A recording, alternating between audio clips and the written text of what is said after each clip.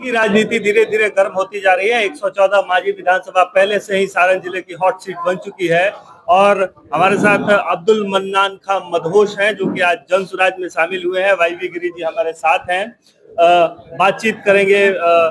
मदहोश साहब, अब्दुल मन्नान साहब आपका नाम है, एक शायरी जैसा आपका नाम है। एक शायरी है, पुरानी गीत भी है कि अच्छा सिला दिया तूने मेरे प्यार का, यार नहीं लूट लिया घर यार का। मुसलमानों को क्या मिला? राजद की जो राजनीति है उससे क्या पाया मुसलमानों ने? मुसलमानों का एक ही मिशन में देखा कि जहां भी गया तो लग रहा था कि बीजेपी उनके सामने तलवार लेकर खड़ी है। बस इसी खौफ को जाहिर कर करके आरजेडी ने मुसलमानों का वोट लिया। रही हक और हिस्सेदारी की बात, तो हमें नहीं लगा 35 साल में जो मुसलमानों की औकात है उसकी औकात का 10% भी उसको हक और हिस्सा दिया गया। लेकिन मुसलमान बीजेपी एक हौवा बनाया गया मुसलमानों के सामने और उसे माने बीजेपी से डरा कर वोट को अपने आरजेडी में कन्वर्ट किया गया। हम भी किया करते थे, क्या करें, पार्टी में थे तो वही काम कर, लेकिन दिल जलता था कि उसकी जरूरत नहीं है। लेकिन मौका मिला, एक नया रास्ता मिला। जनसुराज और प्रशांत जी ने जब हम 1.5 साल तक इनके पदयात्रा से लेकर अभी तक हमने इनको सर्च किया, इनको समझा। समझने के बाद हम भी कहा करते थे कि प्रशांत जी ये है, वो है, जनसुराज ये करेगी, वो करेगी। जो जिस पार्टी में थे उस हिसाब से हम बोलते थे। लेकिन लगा कि नजर बदलो तो नजारे भी बदल जाएंगे, नजर बदलो तो नजारे भी बदल जाएंगे, माजी बदलो तो किनारे भी बदल जाएंगे। और मैं दहशतो जुल्म की बेखौफ रवानी सुन लो, जनसुराज आएगा तो धारे भी बदल जाएंगे। जनसुराज आएगा तो धारे बदल जाएंगे। वाईवी गिरी जी, लगातार माजी में हम हॉट मतलब तीखी मिर्च मसाले वाली राजनीति चल रही है। दो लोग तो आपस में पहले से ही लड़ रहे हैं। एक बड़ा वोट है ब्राह्मण समाज का और मुस्लिम समाज का। तो मुस्लिम समाज की तो बात हम लोगों ने सुनी, ब्राह्मण समाज की भी कहीं चर्चा नहीं है राजनीति में, वो भी गायब है, हाशिए पर है। तो ऐसे में एक तो पहला सवाल है कि ये जो सामाजिक न्याय की बात हो रही थी राजद की तरफ, उसमें मुसलमानों को क्या मिला? और ब्राह्मण समाज की राजनीति अभी मांझी में कैसी चल रही है? क्या उसका तो कोई कॉन्टेक्स्ट नजर नहीं आ रहा है, क्योंकि आप एक इकलौते ब्राह्मण कैंडिडेट दिख रहे हैं, संभावित प्रत्याशी दिख रहे हैं, इसलिए मैं आपसे ये पूछा। पहले तो मैं अब्दुल मन्नान खान जी को बहुत बहुत धन्यवाद दूंगा कि इनके मन में जनसुराज की तरफ झुकाव हो गया था, लेकिन थोड़ा कहीं झिझक था। मैं इनसे मिल के इनसे बात किया और हमारी बात पर ये मानकर हमारे साथ इन्होंने कहा कि हमें पार्टी ज्वाइन करा दीजिए। मैं अब ज्वाइन करने के लिए तैयार हूँ।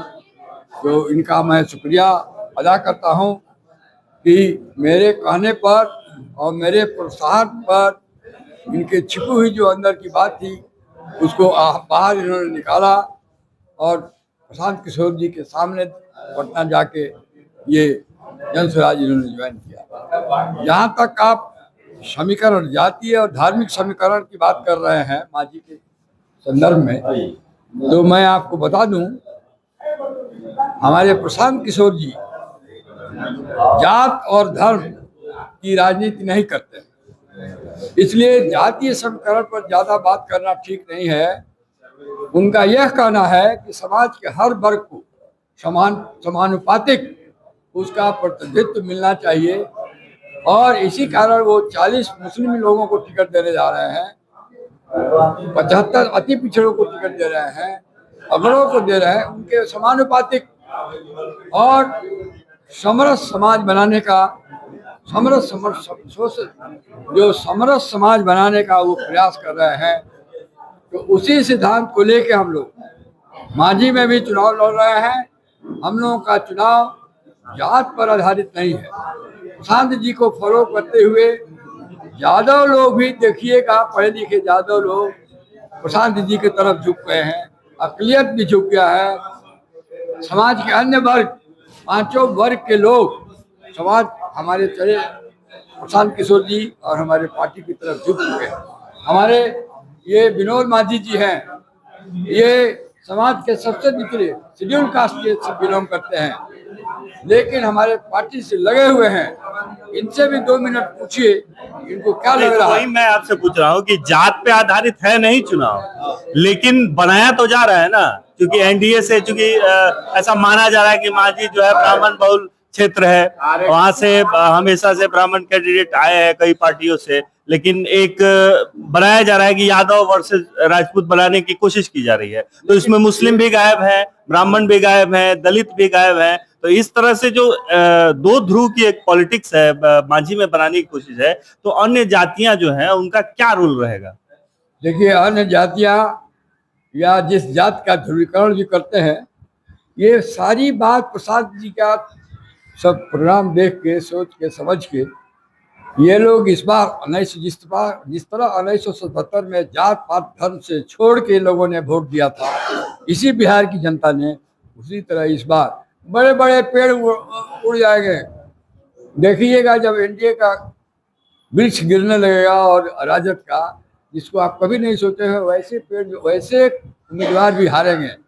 साफ हो जाएगा चारों तरफ, जात पात और धर्म से उठ के आधी चल रही है, आधी है अंदर अंदर। आप देखिएगा जब ये अभिव्यक्ति होगी वोट के रूप में, जिला का जिला साफ हो जाएगा और जनसुराज तो विजय लोग कराएंगे। मांझी 114 विधानसभा में दलित समाज की राजनीति क्या करवट लेगी, किस ओर बैठेगी? पहले तो आपको सर जनसुराज की, तो हम भले ही एसटी समाज से आते होंगे, मगर मेरे अंदर यह भावना नहीं है कि जनसुराज जाति की बात करिए। मैं उस पद यात्री का साथ दे रहा हूं जो सदियों बाद कोई पद यात्रा करके बिहार की राजनीति को जगा रहा है, हमें समझा रहा है। आपसे पत्रकार महोदय हम एक बात कहना चाहेंगे, बिहार में कौन सी ऐसी जाति है जो अपने पटीदार से परेशान नहीं है कोई जाति? तो इस जाति की बात ही खत्म कर दीजिए। हम लोग भले ही बिहार में कोई पंडित जी बन के है, कोई यादव बन के है, कोई पासवान बन के है, मगर हम लोग कहीं दूसरे राज्यों में काम करने जाते हैं तो लोग कहते हैं बिहारी। यह नहीं कहता कि सिंह जी बुर्बक, पंडित जी बुर्बक, यादव बुर्बक, ये नहीं कहता, बिहारी बुर्बक कहता है। माध्यम हम आरजेडी से कहना चाहेंगे कि आरजेडी का प्रखंड अध्यक्ष बदलता है, पंचायत अध्यक्ष बदलता है, जिले का अध्यक्ष बदलता है, प्रदेश का अध्यक्ष बदलता है, मगर आरजेडी का अध्यक्ष नहीं बदलता। क्यों? और भी बता दे रहे हैं, जनसुराज में जो भी प्रत्याशी हम लोगों का आएगा एकदम साफ क्लीन आएगा, कोई हत्यारा नहीं आएगा। अब आप देख लीजिए यहाँ बिहार की राजनीति, जो जितना बड़ा अपराध किया उतने बड़ा पद पे गया। मोहम्मद शहाबुद्दीन की बात कर रहे हैं, जिंदा लोगों को जलाया, सांसद बन गया। एक डीएम को जिंदा जलाया गया, वो पार्टी का पदाधिकारी बन गया। ऐसे करके कहीं नहीं चलेगा। जनसुराज की जो प्रशांत जी अलग जगहें हैं, ये समस्त बिहारियों को सोचने वाली चीज है, यह कल्पना करने वाली चीज है। फिर कोई हम लोगों को पैदल चल के समझाने नहीं आएगा। आइए, जनसुराज की नजर केवल बिहार पे नहीं है, ये दूसरे राज्य के लोग भी देख रहे हैं कि हाँ, एक आदमी पैदल चल के समझा रहा है। बिहारियों के अंदर क्या जागरूकता आ रही है? जागरूकता यही है कि हमारे सामने बिहार के सबसे बड़े वकील माने जाने, जिन्हें मांझी का वीर कुंवर सिंह भी कहा जाए, अपनी उम्र को नहीं देख रहे, अपनी अच्छाइयों को लोगों के सामने मांझी में रख रहे हैं कि मैं मांझी में इंडस्ट्री लगाऊंगा, कुटीर उद्योग लगाऊंगा। हमने तो और कोई बात नहीं कहा, ना ही वाई सर कहें। हम लोग रोजगार की बात करते हैं, जो हम लोग का मांझी में शिक्षा ध्वस्त हो गए। आप लोग नहीं करेंगे जाति की बात, दूसरी पार्टियां तो कर रही हैं, उसी आधार पे गोल बंद कर रहे हैं, उसी आधार पे वोट मांग रहे हैं, उसी आधार पे कैंडिडेट तय कर रही हैं। उसका सामना आप लोग कैसे करिएगा? इस बात का जवाब। जनसुराज नहीं था, जनसुराज इसके आगे नहीं था, तो इसलिए जाति का हो रहा था।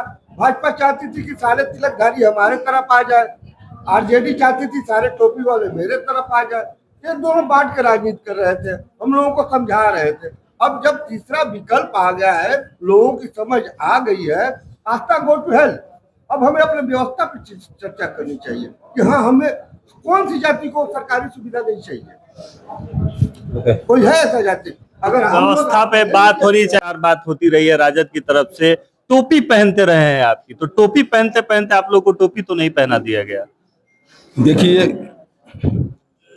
कुछ चीजें जो सामने मुंह से सुनाया जाता है और दिल में कुछ अलग ही तरह का उसकी मानसिकता होती है। वो सारे दिल अंदर की बात और बाहर की बात सब हम 35 साल में सब हमने समझा कि कहाँ हुआ।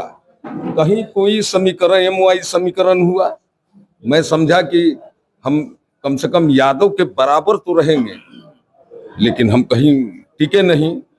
लेकिन जो मेरा तस्वुर था, ख्वाब था, वो ख्वाब था कि जहां मानवता की बात हो, जहां समीकरण की बात ना हो, पूरे समाज की एकीकरण की बात हो, वही पार्टी जनसुराज हमको दिखाई दिया कि जो एकीकरण हर जात को लेकर के, हर जात के अच्छे लोगों को, ये तो एक ऐसा अंदरूनी इंजेक्शन के तरह असर किया है जनसुराज। उसकी आवाज अभी इस रोड पर नहीं सुना, लेकिन दिल में हलचल मचा दिया है। ये तय है कि ये हलचल उस दिन दिखाई देगा जब ईवीएम दबेगा, तब जनसुराज कहाँ है किसको क्या पता, सबको पता चल जाएगा। लोग समझ रहे हैं, कोई भी यहाँ प्रत्याशी आए। मैं एक शेर लिखा हूं कि मोदी तेजस्वी राहुल नीतीश भी अगर आ जाएंगे, खेल होगा ऐसा सब फुटपाथ पर आ जाएंगे। और चल रही है जनसुराज की हवा कुछ इस तरह, चल रही है जनसुराज की हवा कुछ इस तरह, वोट है जितना उधर वो सब इधर आ जाएंगे। तो अंडर करंट चल रहा है, बात हो रही है। और मैंने वही सवाल पूछा, आप जाति की बात नहीं करेंगे, लेकिन आपके विपक्षी एकदम अड़े हुए हैं कि जात पे टिकट देंगे, जात के नाम पे ही टिकट देंगे, जात की बात करेंगे और कंसोलिडेट कर रहे हैं उसी पे कि उसको एकदम से पोलराइज किया जाए और लास्ट तक चुनाव को एकदम बाहरी भीतरी रावण, कंस, पांडव, इन सब चीजों पे ले जाया जाए और एकदम मतलब कास्ट माइंडेड कर दिया जाए लोगों कि लोग उसी पे जाके एकदम कंसंट्रेट करके उसी पे वोट करें। उस स्थिति में आप लोग क्या करेंगे? उस स्थिति में क्या आप अपने ही एजेंडे पे अड़े रहेंगे, जो बातें आप कह रहे हैं, या जिस चीज के लिए प्रशांत किशोर जाने जाते हैं, जनसुराज जानी जाती है, वो आप लोग करेंगे? देखिए, मैं फिर दोबारा आपको बता रहा हूं कि समाज में सरकार के बदलाव का जो बीज अंकुरित हो चुका है, जिस प्रकार 1977 में जयप्रकाश आंदोलन हमारी सारी जनता धर्म से हटके, जात से हटके सारे कांग्रेसियों को हरा दी थी, उसी तरह मानसिकता इससे बन गई है। प्रशांत किशोर जी का जो सिद्धांत है, उनका जो विचार है, उनकी जो जीवन की शैली है, जिस प्रकार विकास करना चाहते हैं, हर लोगों के मन में, हर जात के, हर धर्म के लोगों के मन में, हर वर्ग के लोगों में बैठ चुका है। अब जैसे मनान साहब ने कहा, जिस दिन ईवीएम का बटन दबेगा, लोग जात पात भूल के, कितना भी जात पात फंसाना चाहे, बिहार की जनता समझ चुकी है सर बात को, उसमें फंसने वाले नहीं है। 35 साल से फंस चुकी है। अब वो इससे 35 साल के जाल से, जात पात और धर्म के जाल से निकलकर स्वच्छ सरकार देना चाहती है, भ्रष्टहीन सरकार देना चाहती है। इसलिए विपक्षी लोग का जो ताना बाना जात और धर्म का होने जा रहा है, ये सफल नहीं होगा, ऐसा हम लोग का विश्वास है। तो राजनीति माझी में चरम पे जा रही है, हर तरफ नए नए समीकरण बन रहे हैं। आज मन्नान साहब जो है शामिल हुए हैं जनसुराज में और लगातार माझी की राजनीति बदल रही है।